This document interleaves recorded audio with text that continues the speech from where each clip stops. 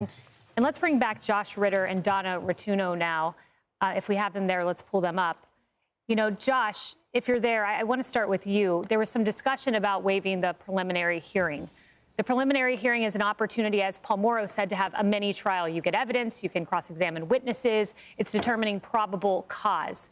What's your analysis of the defense saying we're not waiving the preliminary hearing?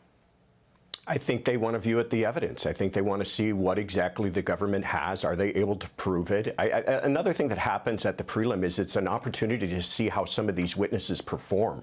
So perhaps they want to see how some of these investigators perform on the stand and nail down their testimony to a specific narration and make sure that they stick to that, put in their testimony on the record.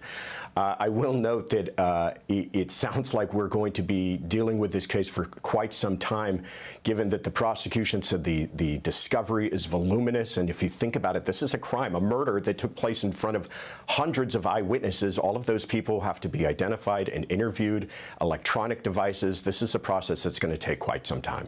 Donna, on that point, we heard the voluminous discovery process mentioned by both counsels, and there is quite voluminous discovery. You've got the DNA on the weapon.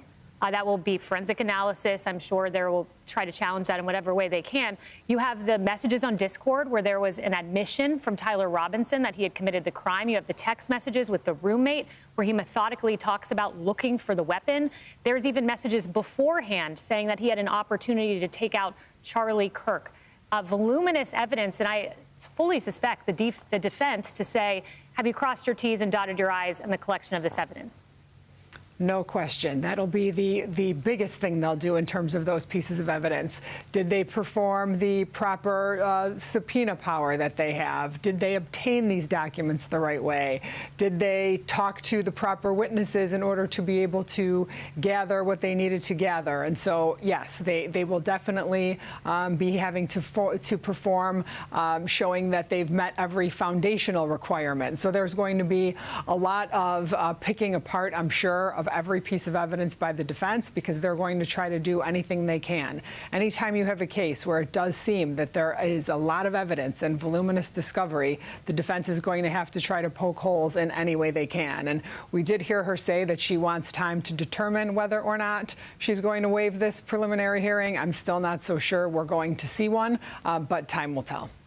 And what's your analysis for why we won't see that preliminary hearing?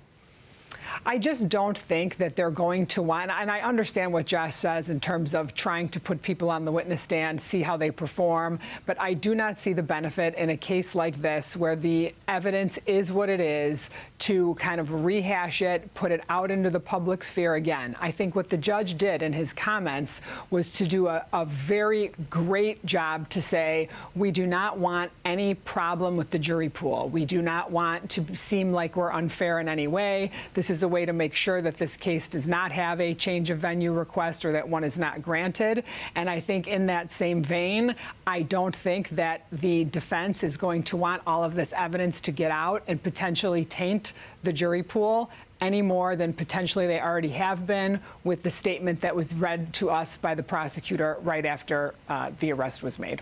We'll be watching it October 30th, 10 a.m. Josh, Donna, thank you. Thank you. Hey, it's Will Kane. Click here to subscribe to the Fox News channel on YouTube. It's the best way to get our latest interviews and highlights. And click to subscribe to the Will Kane podcast for full episodes right now.